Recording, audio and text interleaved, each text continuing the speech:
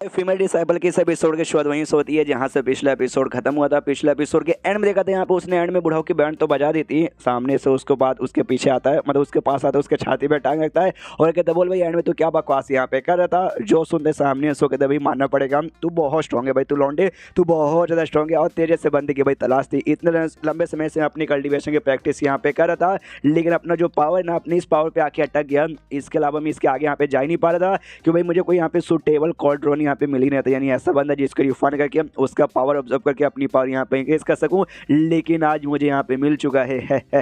ये ऊपर वाले मुझे अपनी शक्ति दे और सामने से मेरी मदद यहाँ पे करे, तो आई डोंट नो वाकई में ऊपर वाला पावर देता है या फिर कुछ यहाँ पे करता है जिससे यहाँ पे हरे रंग का बिजली यहाँ पर आती है और खुद का पावर यहाँ पे इंक्रीज कर लेता है। और सामने से मेकेटर जैसे देखता है ना, देखते कहता अच्छा भाई तूने अपने कोई ट्रम्प कार्ड अभी भी यहाँ पे छुपा के रखा था जो तूने अभी यहाँ पे यूज किया ना। तभी पीछे साइड से नोटिस करता जो भी बंदे यहाँ पे थे ना, आसपास के बंदे, सारे बंदे ऑब्जर्व होते हुए ना, वो जो भट्टी यहाँ पे थी वो भट्टी के यहाँ पे चले जाने रखते। ये सामने से कहता भाई यही तो टेक्निक हमारा यहाँ पर है भाई, एक्किया टेक्निक, जिससे आसपास के बंदों का आत्मा पावर वगैरह ऑब्जॉर्व कर लेते, उसको रिफाइन करके अपना पावर इंक्रीज करते हैं। और लंबे समय से यही मैं करते हुए यहाँ पे आ रहा हूँ, लेकिन जब अपना पावर इस लेवल पे आ गया ना, इसके अलावा ना मुझे एक स्ट्रॉन्ग बंदे की यहाँ पे जरूरत है जिसका भाई मैं पावर रिफाइन करूँ तब जाके मेरी पावर इंक्रीज होगी। लेकिन मुझे ऐसा कोई स्ट्रॉन्ग बंदा यहाँ पे मिला ही नहीं है, लेकिन आज तो मुझे मिल चुका है। तुझे रिफाइन करूँगा और अपना भाई आज फाइनली इतने सालों बाद अपना लेवल अप करूँगा। जो सुंदर मेकेटर सामने से कहता भाई तू मतलब मुझे रिफाइन करने के बारे में यहाँ पे बातचीत कर रहा है। सबसे पहली बात रिफाइनमेंट का जो मेथड है ना,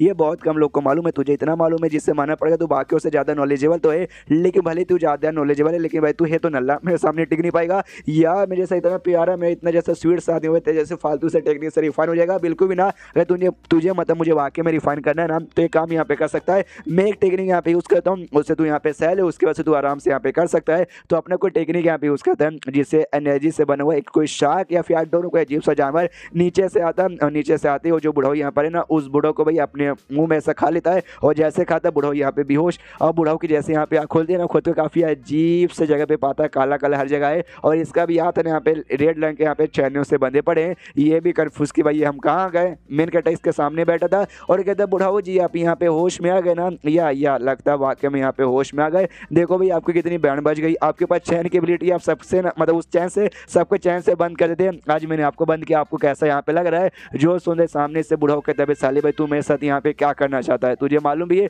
भाई मेरे ऊपर कौन कौन लोग यहाँ पे रहते हैं। अगर तूने मुझे कुछ किया ना तो मुझसे भी बड़े बड़े जो लोग हैं ना आके तेरी बैंड बजाएंगे। जो सुनते मैं कहता सामने से बोलता अच्छा भाई तुझे सपोर्ट के लिए भी कोई यहाँ पर है, भाई कौन है तेरे सपोर्ट के लिए भाई मुझे यहाँ पे बताएगा। सामने से कहता है शानली सेक्ट के बारे में यहाँ पे सुना है क्या, तूने शायद यहाँ पे नहीं सुना होगा, अगर सुना भी होगा तब तुझे फट के यहाँ पे पक्का चारा हो चुकी होगी। इम्पायर बैन के बारे में कभी सुना है, उनका नाम सुनते लोग यहाँ पे काँप जाते हैं। जो सुनते ये भी एक सैड कहता है कि भाई क्या इम्पायर बैन, या मैंने उनके बारे में सुना है, बड़े कमाल के कल्टिवेटर है ना भाई, जो कि कल्टिवेशन कर करके बड़े स्ट्रॉन्ग बन गए और स्ट्रॉन्ग बनने के बाद है ना भाई ये यहाँ पे चले गए थे भाई इमॉर्टल के दुनिया में। ये भी सामने से कहता है या ये वाकई में इम्पायर बैन यहाँ पर है, क्यों सुनते तेरी फट के यहाँ पे हाथ में आ गई ना। सामने से ये भी कहता नहीं फट के तो यहाँ पे हाथ में नहीं आई, लेकिन तू सामने से इतना एटीट्यूड में उनका नाम लेके काय को कर रहा है। कहता हाँ भाई एक टाइम पहले वो इम्पायर बैन हमें साथ में बैठ के हम लोग भाई स्टैंड फाइव वो जो था ना भाई स्टैंड लिया जो भी सेट यहाँ पे था भाई, उस सेट में हमने साथ में बैठ के काफ़ी समय के लिए हमने कल्टिवेशन यहाँ पे किया था, यानी मुझे कुछ होगा वो लोग पक्का भी यहाँ पे आके तेरे साथ फट करके मेरे मौत का बदला यहाँ पे लेंगे, समझ गया ना। जो सुनते सामने से ये भी कहता अच्छा ऐसी बात है क्या, मतलब तू पर्सनली वो जो यहाँ पे था भाई इम्पायर बैन तो उसके खानदान का आता है क्या, उसके फैमिली के यहाँ पर आता है क्या। सामने से ये भी यहाँ पे कहता है कि वेल शायद तू ऐसा यहाँ पे कह सकते हैं कि हाँ भाई हम लोग यहाँ पे जिगरे दोस्त यहाँ पे हुआ करते थे, इससे मेरे साथ पंगा लेने से पहले सोच लेना। जो सुंदर वेन सामने मेन कैरेक्टर सामने से कहता है कि वेल जब तुम वाकई में वो सबको यहाँ पे जानते हो, पक्का भाई डुआ नाम की भी एक लड़की के बारे में यहाँ पे जानते हो जिसका भाई तुमने यहाँ पे यूज़ किया था और यूज़ करने के चक्कर में उसकी यहाँ पे मौत हो गई थी। जो सुंदर ना सामने से वो हिल जाता है, बुढ़ा वो कहता है वेल हाँ ये बात तो सच है, लेकिन तुझे कैसे मालूम, जहाँ तक हमें मालूम है उस टाइम पे ये बात है ना बाहर फैलने से हमने पूरा रोक दिया था। जो सुंदर सामने से ये कहता है क्योंकि वो मेरी सीनियर थी, तो ये सुनते भाई बूढ़ा और भी हिल जाते क्या भाई तेरी सीनियर थी, ओ शिट भाई इसके मतलब तू भी पक्का यहाँ पे लाइटनिंग सेट का मेंबर है ना, और तुझे कैसे मालूम है सारी बातें। जो सुनते सामने से वो कहता है क्योंकि उस समय भाई मैं वहीं पे था, उस समय चाहे तो मैं तेरी जाने ना बड़े आराम से निकाल सकता हूँ कि उस इम्पायर बैन ने तुझे नहीं बताया जिसका नाम रियल यहाँ पे शुआन था। ये सुनते ये भी हिल जाता भाई रियल नेम तो मुझे उनका खुद यहाँ पे नहीं मालूम था, दुनिया में किसी भी आदमी की हिम्मत नहीं है भाई रियल नेम से बुलाने के लिए, सब उनको इम्पायर बैन यहाँ पे बुलाते थे, लेकिन ये बंदा बिंदास भाई बोल रहा है। और तभी फ्लैशबैक में सीन शिव होता है जहाँ पे ये जो बुढ़ाऊ है ना, बुढ़ाऊ के जो भी आदमी लोग यहाँ पे थे ना, उसने सबकी जान यहाँ पे निकाल ली थी। ये बुढ़ाऊ खाली यहाँ पे जिंदा था, तभी बुढ़ाऊ ने एक बंदे से यहाँ पे मदद मांगी थी, जो इसका मास्टर यहाँ पे था, हमारे मेन कैरेक्टर का था। उसने मेन कैरेक्टर से यहाँ पे कहा था कि सुन भाई, देख भाई, मालूम है इसने भाई तेरी सीनियर का यूज किया, बेचारी की यहाँ पे मौत हो गई, लेकिन देख तूने बदले में भाई इसके ढेर सारे बंदों की जान यहाँ पे निकाली है। यही बुढ़ाऊ खाली यहाँ पे जिंदा बचा, बस कर भाई, तू ज्यादा यहाँ पे बंदों को मत मार, वरना इससे भाई तुझे भी तकलीफ होगी, तुझे बहुत ज्यादा तकलीफ होगी। मैं तेरे भलाई के लिए यहाँ पे कह रहा हूँ।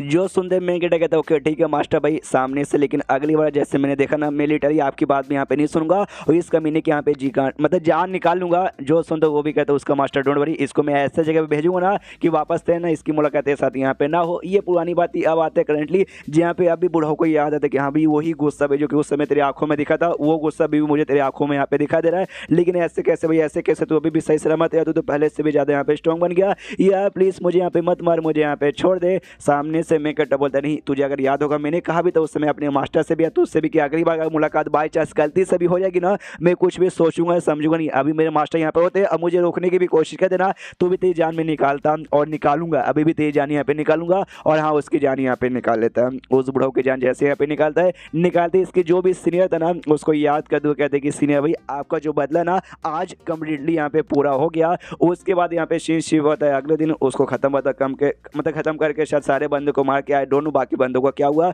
उनको भट्टी में डाला था। उसके बाद वो लोग जिंदा बचे, मरे अगर मरे तो डेड बॉडी कहाँ गई कुछ पता ही नहीं गया। बस ये वापस अपने अकेडमी में लौट रहा था, तभी पीछे से यहाँ पे आवाज आती है, एक बंदे का जोश से चिल्ला दो, कह रहे यार साले मैं कटा दुकान है भाई, तेरा बाप तुझे यहाँ पे बचाने के लिए आ गया। जैसे पीछे मुड़ के देखते पीछे से ढम से एक ब्लास्ट यहाँ पे होता है, इसका दिमाग और भी खराब के सर अब कौन आ गया कि इसने मेरे अकेडमी में आके ब्लास्ट कर दिया भाई, फिर से नुकसान हो जाएगा, अभी नुकसान के भरपाई का खर्चा क्या तेरा बाप देगा। तो ये और को नहीं बल्कि जो था ना भाई क्या बोलते हैं, अरे यार ब्लैक स्मिथ यहाँ पे जिसको इसने वेपन बनाने को दिया था, बच्चे जैसा लड़का, वो आता कहता है साले मैं कहता तू तो यहाँ पे ठीक है यार, मैंने सुना भाई तेरे ऊपर मुसीबत आई थी, बड़े बड़े सेट लोगों ने हमला किया, इसलिए मैं जान बचाने के लिए आ गया। सामने से जोर से चिल्लाते साले जान से बचाने आया या मेरी जान निकालने आया भाई, फिर से तूने नुकसान यहाँ पे कर दिया, तो मन तो कर भाई रिपेयर कर भाई, इस सबको तुझे रिपेयर करना पड़ेगा, उन्हें रिपेयर के यहाँ पे खर्चा दे। ये भी कहता भाई क्या आते सीधे खर्चा मांगने लगा, एक यार तुझे भूल गया भाई तूने मुझे किस काम के लिए यहाँ पे भेजा था, वेपन बनाने के लिए, मैं तेरे लिए कमाल के यहाँ पे वेपन बना के लेकर आ गया जो तूने बोला था। ये भी कहता अच्छा ऐसी बात है क्या, लेकिन वेपन निकाल जल्दी से निकाल के यहाँ पे दिखा, अगर वेपन यहाँ पे अच्छा ना हुआ